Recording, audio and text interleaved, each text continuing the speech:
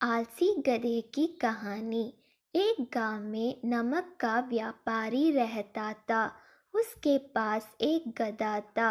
व्यापारी रोज अपने गोदाम से दुकान तक नमक ले जाने के लिए गधे का इस्तेमाल किया करता था। वह नमक को बोरी में भरकर गधे की पीठ पर लाद देता और उसके साथ साथ चलता हुआ दुकान तक आता था। व्यापारी का गधा आलसी प्रवृत्ति का था।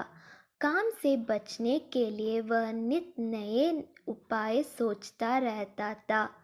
गोदाम से दुकान तक के रास्ते में एक नदी पड़ती थी, जिस पर एक छोटा पुल बना हुआ है। एक दिन नदी पर बने पुल पर चलते समय अचानक गधे का पैर फिसला और वह नदी में जा गिरा। नदी के पानी से नमक की बोरी भीग गई।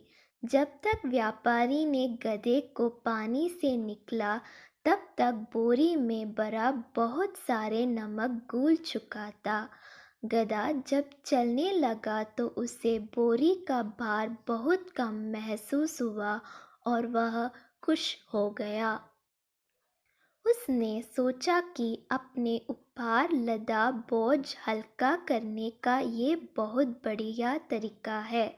अगले दिन वह जानबूझकर नदी में गिर पड़ा।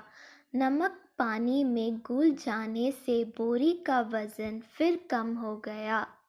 उसके बाद से वह हर रोज ऐसा ही करने लगा। रोज रोज गधे की ये हरकत देखकर व्यापारी उसकी चालाकी समझ गया।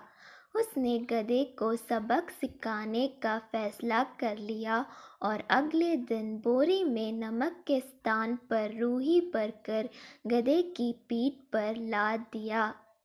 रूही हल्की थी। इसके बाद भी आलसी गधे ने सोचा कि क्यों ना रोज की तरह नदी के पानी में गिरकर इस वजन को हार कम कर लिया जाए।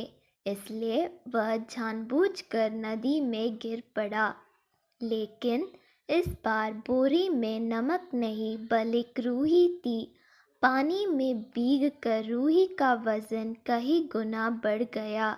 गधा जब उठकर चलने को हुआ तो इतनी भारी बोझ से उसका बुरा हाल हो गया। उस दिन के बाद से उसने कभी आलस न करने का निर्णय किया।